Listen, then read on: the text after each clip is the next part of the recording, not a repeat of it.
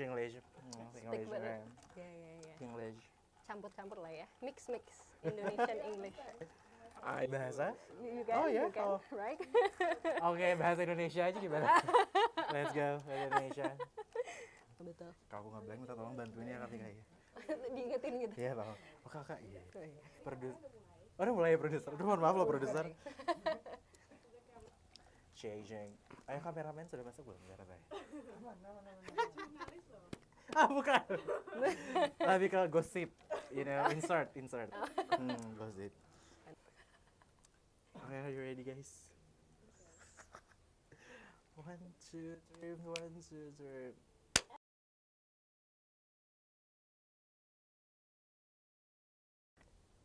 Hello everyone, welcome back to SUAKA Talk episode 3. Today, and I'm your host, Oka Putranata here, so I'm so excited to be here. Because of, there's two wonderful speakers here. Why are you laughing? Anyway, there's Kak Fikha here, and Mahdi. Hello Mahdi, how are you? Hi, Good? I'm good. Thank you. How are you? Kak Fikha? Good. Good, thank you so much. So Kak Fikha is the one of CEO from Refuture, yes, and Mahdi is the principal from Refugee Learning Nest, right? Yes. Okay, so it's a coffee talk. Okay, so we relax. So we're gonna talk about the inclusion of the youth in the refugee issue in Indonesia. So before that, I want to know more about your organization, the background. Was it the activity? Was it the program that you have right now? So maybe first, Kak Fikha, maybe? Okay. Well, hello everyone. Thank you so much Yes. for inviting me to be here. Of sure. I'm from Refuture, Indonesia. So it started as a student collective in 2019. So basically we were collaborating with another refugee lead school in Cisarua also. Okay. And then we pursued to become a non-profit organization Oh. in 2024. So probably when this episode is airing, Uh-huh. we're just launching some programs. Oh. But what we aim to do is to bridge and kind of like make various spaces for Indonesians and refugees or asylum seekers in Indonesia through education and creativity. So Okay. basically, what we are going to do, one of them is to open a library. Oh, So cool. like a mini library and office in Ciputat Timur, Tangerang Okay. Selatan. So for everyone, for Indonesians and refugees, asylum seekers who wants to learn and have fun together, just Yes. come. Oh, cool. I want to go there. Can I? Yeah, of course, of course. Of course. So how about you, Mahdi? Okay, thank you for Uh-huh. this opportunity. I'm Yes. really glad to be here today. So I'm from Refugee Learning Nest, which is a non-profit organization established by refugees and run by refugees. It was established on March 2015 by 7 members of refugee community who were concerned about the education of their children and the community's children. So since then, Ireland was established, and for this year only we had around 130 students Oh. with a team of 26 volunteers. And yeah, we teach different subjects such as English, math, computer, science, biology, art, etc. And also we are having activities in psychosocial activities and physical activities. We have a really active team of futsal in different categories, male, female, and there are under 18, under 12. And yeah, they've been really good and have a lot of achievements, which I may speak in more details later. Thank you. Really waiting cool. for that. Cool. Anyway, so in conclusion, is the both of you, the organization is focusing on the education, right? Yes. So how about the level of awareness of the youth about this issue? Like, is it already like improved or not about the youth to join to the community or something maybe? Sure.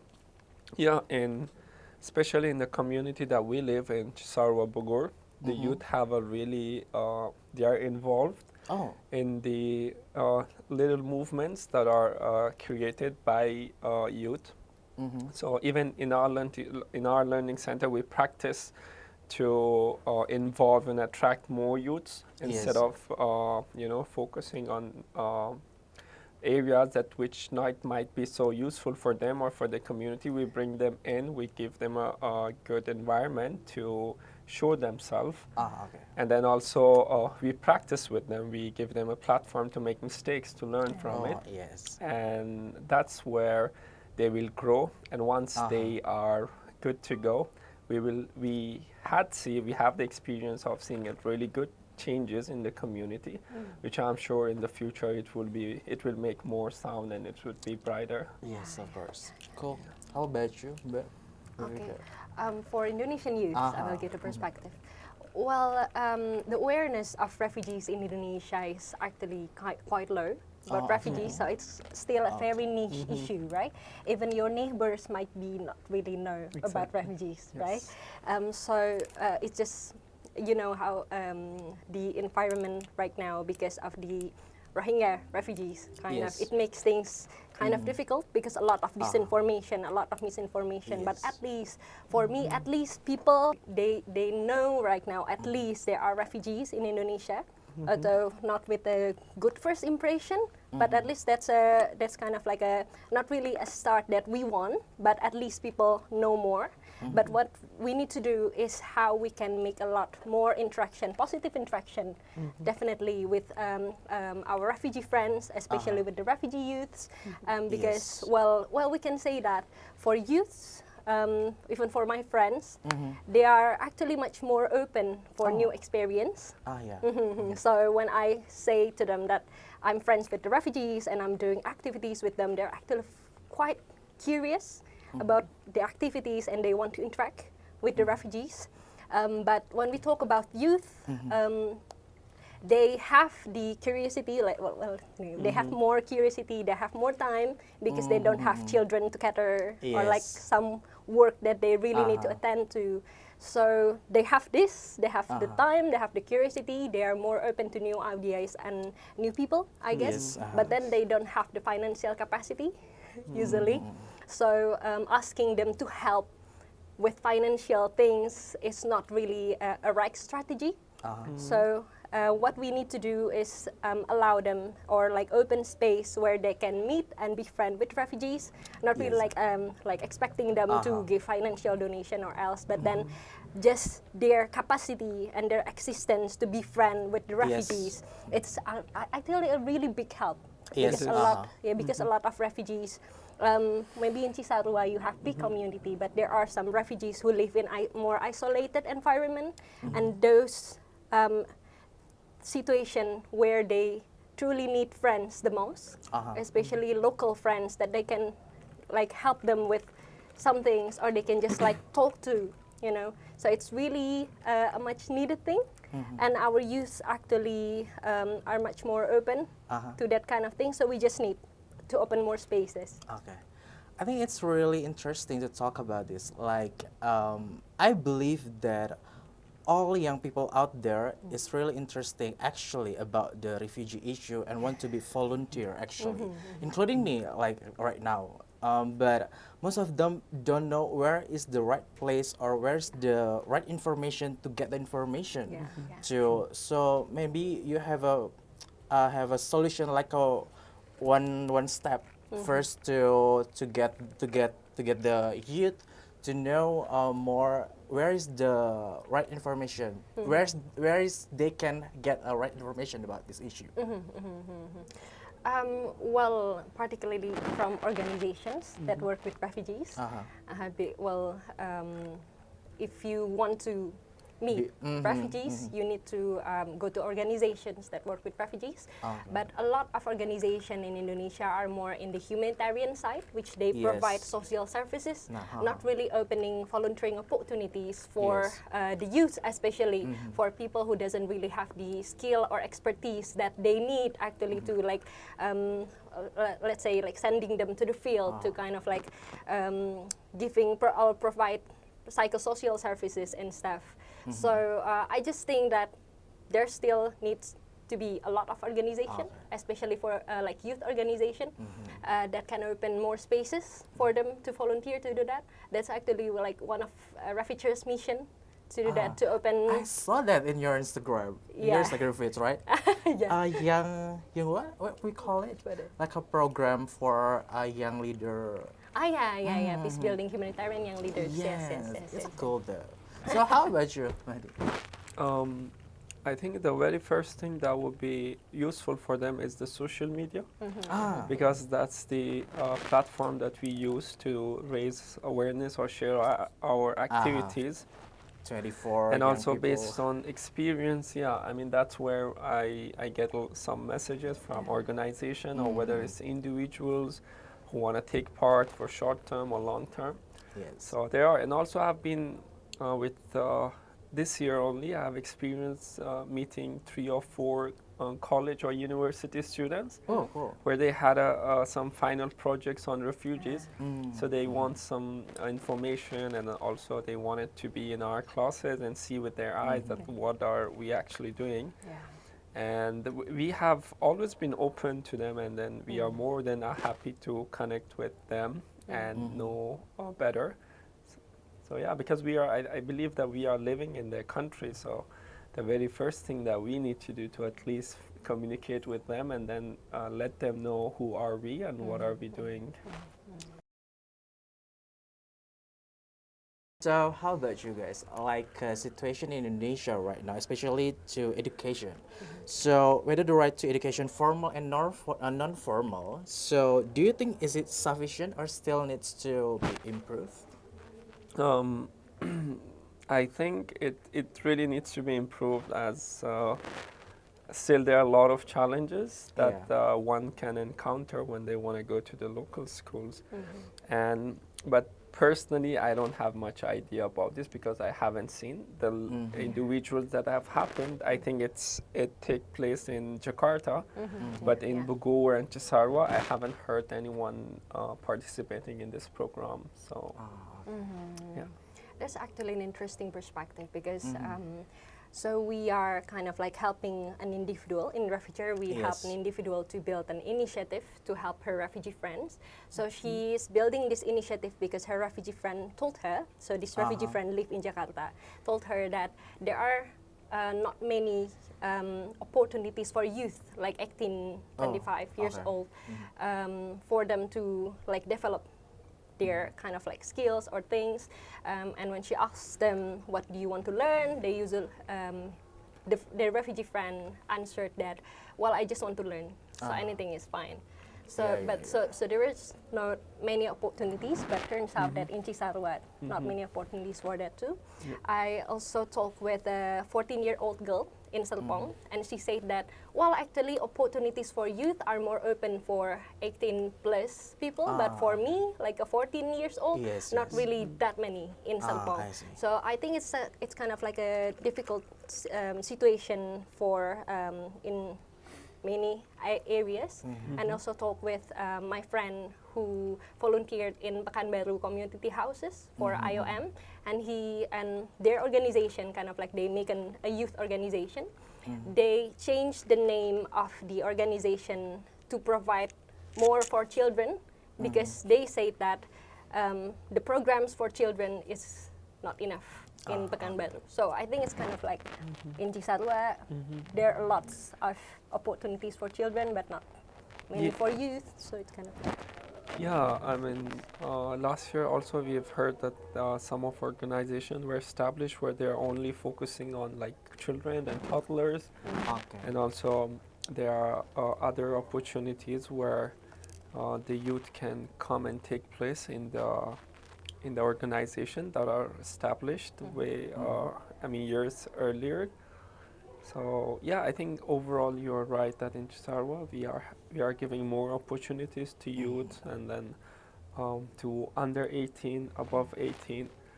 So yeah, but still it needs more improvement. As none of our professionals, we didn't come. I have accounting background and banking, but here I'm acting as a principal and school teacher.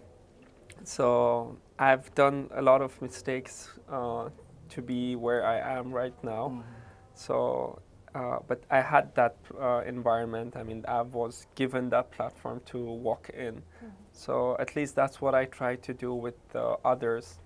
We are giving them opportunities, and then they can show themselves by being creative, being honest, and also hardworking. Okay. Just show what they have and what they like a capability, right? Yeah. Okay. It's quite interesting.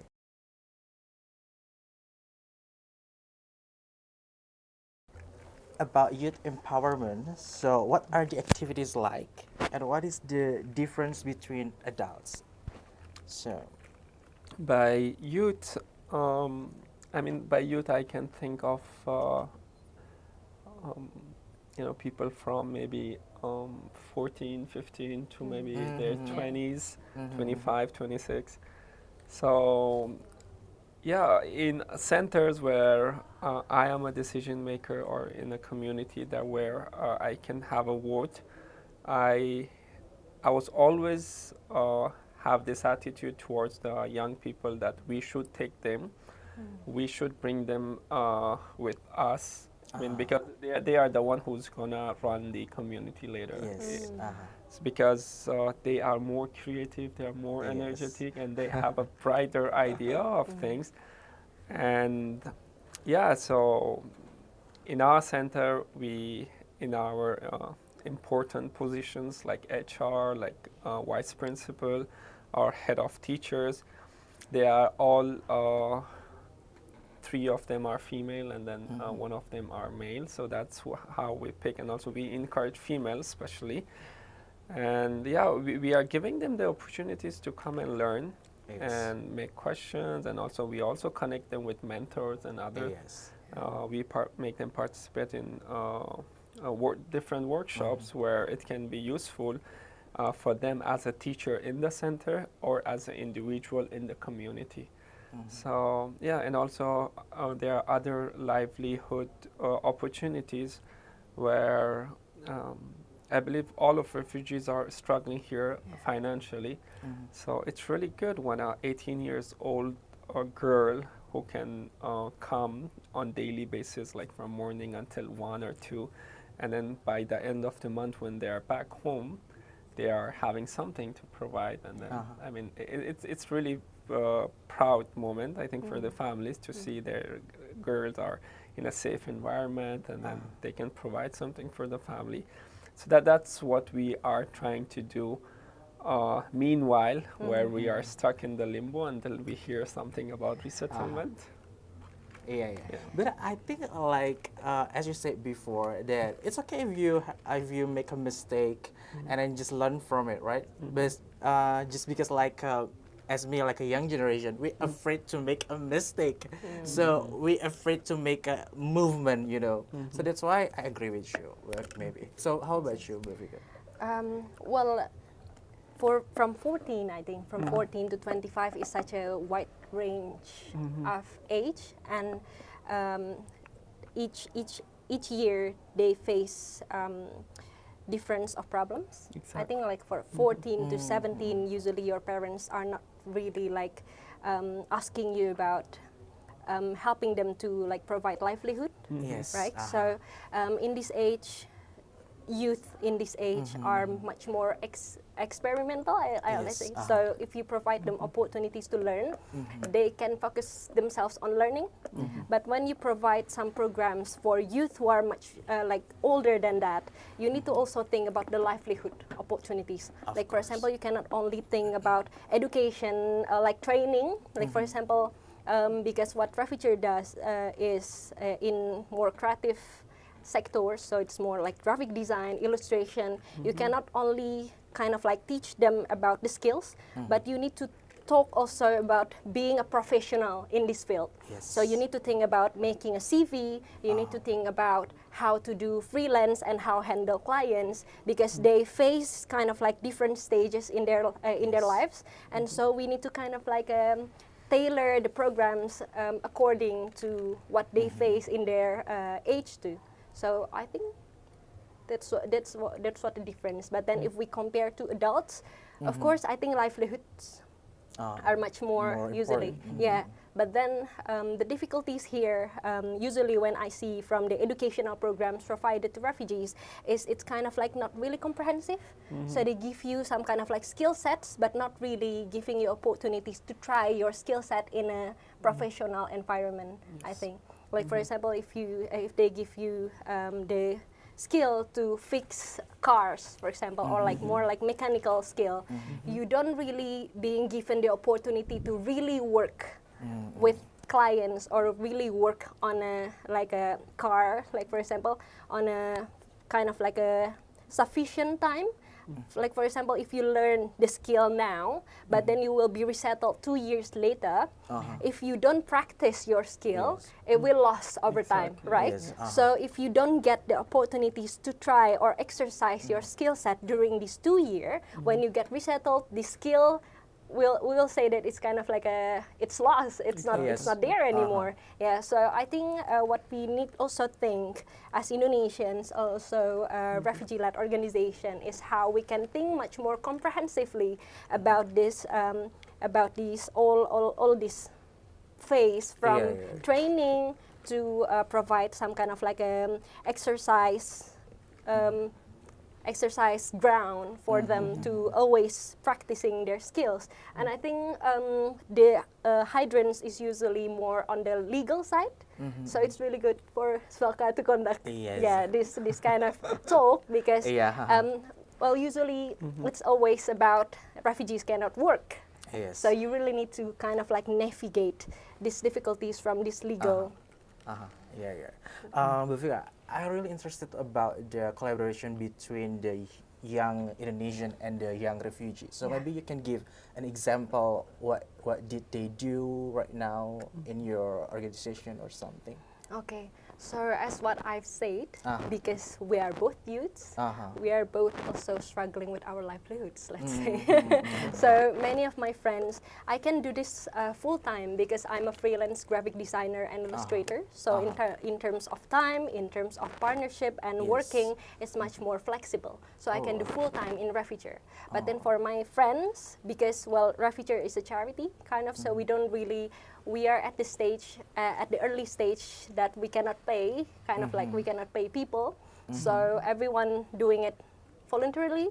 So because they do it voluntarily, but they need to provide for their family, they need to provide for themselves. So they only can do this part time, or even when they can do, they can come. So what we need to talk in terms of how refugee youth and Indonesian youths can work with each other is how we can try to navigate this kind of situation where, again, what I said about Indonesian youths, that they usually can have the time for volunteering, but they don't have the financial, really like a big financial capacity to do a lot more. So we need to tailor some kind of like the program that provides for everyone. So for everyone who can volunteer occasionally, they can come when they have the time. For everyone who wants to donate, they can donate. For everyone who wants to do this more regularly, they can do it also. So we need to see, because youths are also very diverse, of course, and their situation is also very diverse. So we need to think about this diversity situation of the youths. It is including the refugee youths because, for example, Mahdi, he has his schedule packed as a principal. So of course, if he wants to some kind of like having a lot more interaction with Indonesians, he needs to think about his own schedule too. So we need to think about the program that thinks about this kind of thing that youths are navigating in their lives. Very cool, actually. I know, like it's a new learn things for me, you know, like about the refugee issue, and especially this is the right time for us to more open about the issue right now in Indonesia. So maybe you can give an like opinion about the what can Indonesia give to refugee, especially the youth refugee. So who can build their abilities for later proficient for resettlement like a livelihood. That this is a really tough question because it's coming from a big address like as a government or Indonesia, what can they do for youth? But I think give the youth the platform to come and learn professional skills. Yes. I mean, as a center, we try to provide them with workshops and everything, but it's really tough, especially when it's online. I think the quality comes down, and then also the interest rate goes down. So if they can have some kind of platform where they can come learn the skill, and also, as you mentioned, give them the ground to practice that. And but we have to keep in mind that refugees, they can learn here, they can practice here, but they can never be settled here.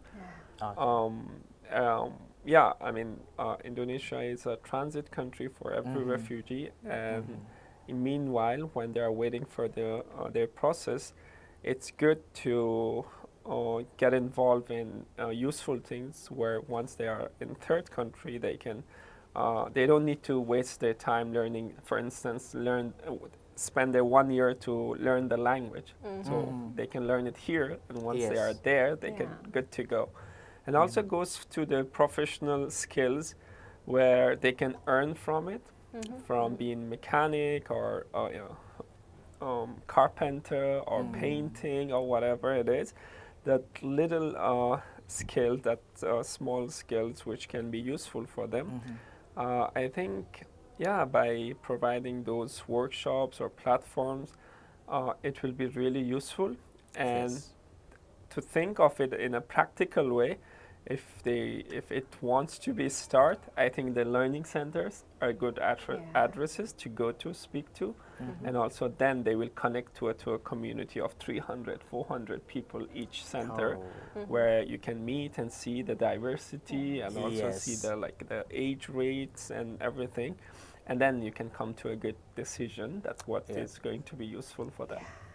So for me, it is not beneficial only for the refugee, but it is beneficial for us as a young generation in Indonesia. Like, we can learn new things, we get any insight from anyone, right?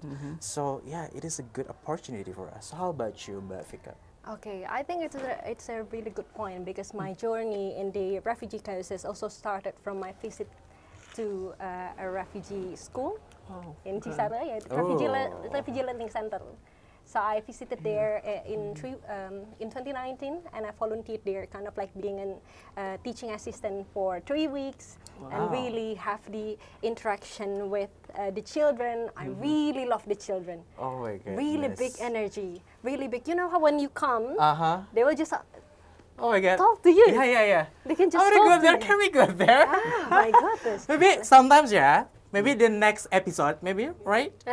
My producer say yes. Okay. So, because usually, like for example, 14 years old above, they're much more shy. So they're not really talk to you because they don't really know what to say. Yes. But then for the children, they can just come to you, like 7 years old, they can just come to you and then, who are you? What are you doing here? And stuff. And it's really, really a positive experience. And I guarantee that a lot of Indonesians, when they face and talk with refugees in school, and really like seeing how they thrive.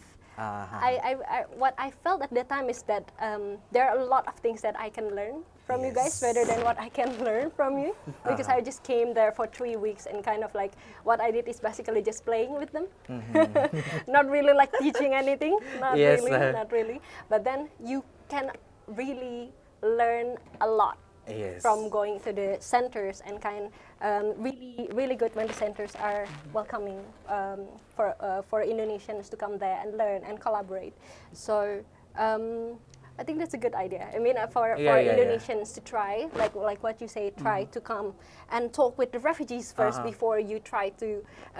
It's just kind of like don't plan anything before you meet the refugees, right? It's kind of like some people are just like, oh, okay, there are refugees in Indonesia, so what should we do with them? Without talking to the refugees, so they don't really consider what the refugees really want and what they actually need. So you really need to go to the field, really learn from the refugees. Open Yes. your mind, not really position yourself as well. I'm an Indonesian here, so I know a lot about Indonesia. I know, it's kind of like I'm much more of a someone here rather than them. It's actually not a really good mindset when you go and meet the refugees, because there are a lot of things to learn. Yes. There's a lot of things like back then in Refuture, we kind of like, at first we want to make a project about how refugees see Cisarua and how they kind of like navigate their lives in Cisarua. And our first mindset when we want to make this project is, well, we are Indonesian, so we kind of like have the knowledge about how locals converse and stuff. But then we realize we're not locals in Cisarua, because Refuture teams are consisted of people who live in Jakarta. So we actually don't know much about Cisarua.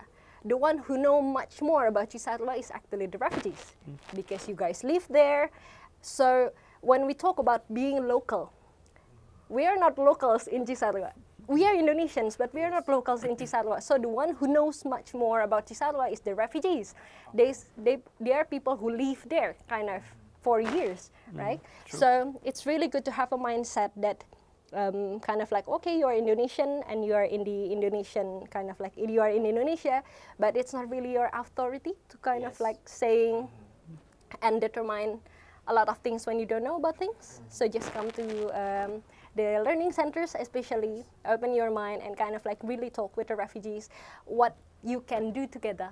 Yes, that's the point. I think. Yeah. Just be respectful, and if you think that, it's more important to fix the issue for local people first. No, I think we can go together between the young generation for refugee or local people also, right? So maybe you can explain to us, like, is there any obstacle or hassle for the collaboration between the youth and the young refugee, maybe? Yeah, Besides the language, right? So language is yeah.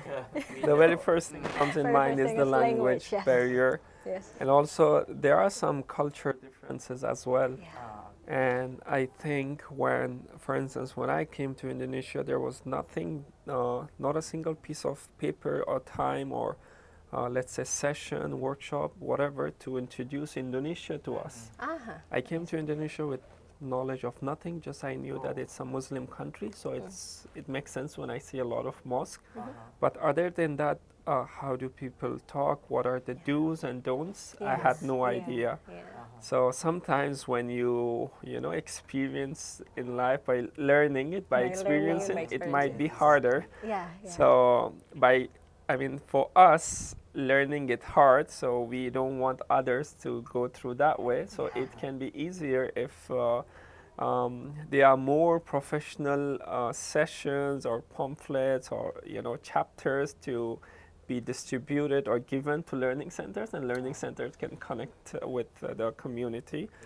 So they can be introduced, like, don't do this in public, don't do this when someone is talking to you, and these are the good things that you can do.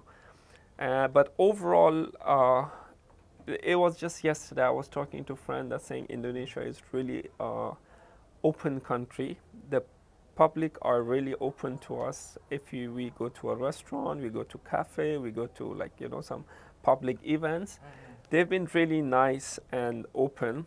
And I was even giving them example that if they were in our country, we might not be as open as they are for us now. So the barriers could be the culture differences, language barrier, and also having no idea. So I think raising awareness is also important. As you've mentioned, many don't know what refugees are, and especially in our area. So recently it has been, better, but before they were thinking that we are tourists. By a tourist, right? Yeah. So they charge higher price, exactly. right? So wherever we go, they expect. That's always happening in my, Bali. Ah. Always. Yeah. So that's where everyone was thinking that these guys are tourists, and but at least when some of the people who can speak the language, when they talk to each other, they really get connected, and then they're really good with each other. And I mean, that's what we can do in a larger scale, where we can share the awareness to the locals and also to the refugee community. And so far, the only activity that we've seen that locals and refugees are working, I mean, together, I think it's the futsal matches that we are focusing on. Especially our female futsal team. They've been doing really great. They have achieved a lot. I mean, going to tournaments and winning the matches is not the only thing. Where they go to a tournament and they come back with connecting with 3-4 teams, the people of like 50-60 people. That's a real achievement for us. And then they are in touch with each other later when there is an event, tournament, whatever. They let us know and they invite us. And sometimes they are so kind that they put from their own pocket in order to provide us the transportation and stuff. So they are not from any organization or from any address. Those are just the individual youths where they met and they saw us as a guest. They are so kind that they are ready to put from their own pocket in order to have us in their event.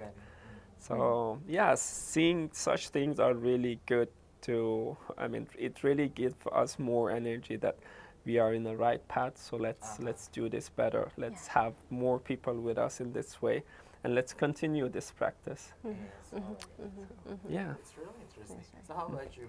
Another obstacle I would like to add is about distance, because refugees are not there in every city, or it's a kind of or every neighborhood. So if you want to go to really have an activity with our refugee friends, they need to go to Cisarua, for example, because Refuture is collaborating with the school in Cisarua, and it's kind of a very far away for a lot of people. They really want to come, they really want to interact with the refugees, but then they cannot go on site. And online interaction is basically not as good as on-site interaction, where you really can do face-to-face, you can laugh and talk with each other, you can kind of doing really activities together. Because I think getting to the heart of Indonesian people, you need two things at least. You need to speak the language, although you only know 5 words. Halo. Selamat pagi. Hello, apa kabar? That's right. Indonesians, when they hear that some people do the effort to talk in their language, they become really soft. Humble. They become really welcoming. And it's kind of academically, in survey also, a lot of Indonesians kind of shy to talk with the refugees because they cannot speak English. And kind of really shy to speak English too. So they want for the refugees, if the refugees can talk to Indonesian and first to them, they will be very gladly more welcome to them. And then the second, you need to do fun activities. Actually, so really doing sports is really how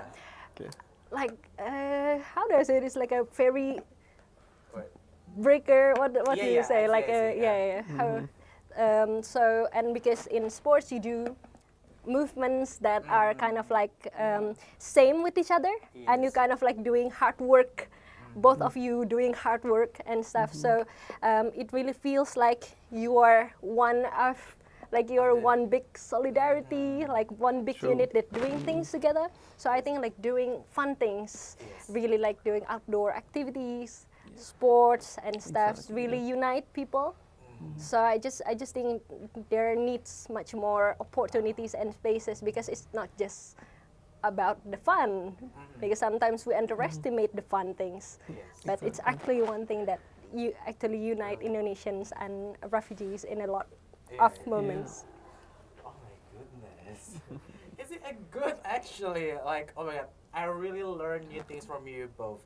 So maybe we're heading to last question, I think. So what is your plan for the organization for the 2024, and maybe any message for the young generation Indonesian young generation or the young refugee also? Maybe Mahdi first. Um, I think, I mean, I don't see myself as a person who can like give a message to the people. There are a lot of amazing people better than me.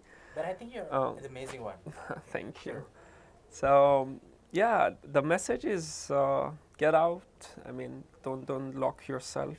As I know, refugees are also they are having issues with mental health situations. I mean, it's really hard for them. Personally, I've been away 8 years from my family. So when I go to bed, when I put my head on pillow, the thoughts comes. So it's better for me to not to put myself in that situation. So that's why I come out. I make my schedule. Either it's like training or personal gym or futsal, or I go to the center and do other works. So yeah, my message would be get out of home, go to the places where you can improve yourself. Don't waste your time doing nothing. I mean, the time is gold, so you really don't want to miss this because you will regret it later. Learn new things, learn language, learn culture, learn skills, which will definitely make your life easier in future. So yeah, that is all that I would like to say to people my age or younger or older. So, Big of lesson, Mahdi. yeah, thank you. How about you, Fikha? Well, Well, as an individual, it must be really hard to take an initiative to go somewhere if you don't know where. So as an organization, it's Refuture's responsibility, the center's responsibilities, and various organizations' responsibility to be as open as possible to new people who wants to come by and learn. So that's first our responsibility, and what we will try to do, at least for 2024, is opening as much as opportunities for refugees and Indonesians both can learn and interact with one another. That's the first thing. And then the second one is when the opportunities are there, take it. Just take it. Just take it. Don't wait until last minute. Yeah, just take it. Just take it. Of course, I'm agree with you. Maybe anything Then is that? just take it. Oh my god. But I really, you know what? Like, I couldn't be more thankful enough for SUAKA to give this opportunity for me to talk with you both. And in case if no one tell you, just like, oh my god, just please keep being a kind person, because your presence is, you know, like a gift for someone else. You know, and I can say this because, you know, I can get a good spirit from you both. So yeah. Actually, this is a good conversation right now, and hopefully we can have, you know, like a casual talk, maybe another episode, of course. And don't forget, we're gonna visit, you know, maybe library, your library, the organization, right? Maybe teaching the children and the refugee learning nest, right? Yep. So yeah, thank you so much for everyone. SUAKA people, so if you want to know more about the refugee issue in Indonesia, so maybe you want to join with us, of course you can do it. And just keep in touch with us in Instagram, in SUAKA Indonesia, maybe with the Refuture, and then the website of the Refugee Learning Nest, of course, right? Yeah. So here we go. Thank you so much, and goodbye. Have a good day, everyone. Woohoo! Enjoy your coffee, guys. Thank you so much. Thank you.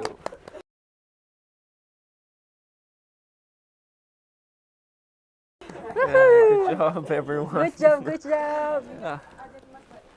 Apa tuh?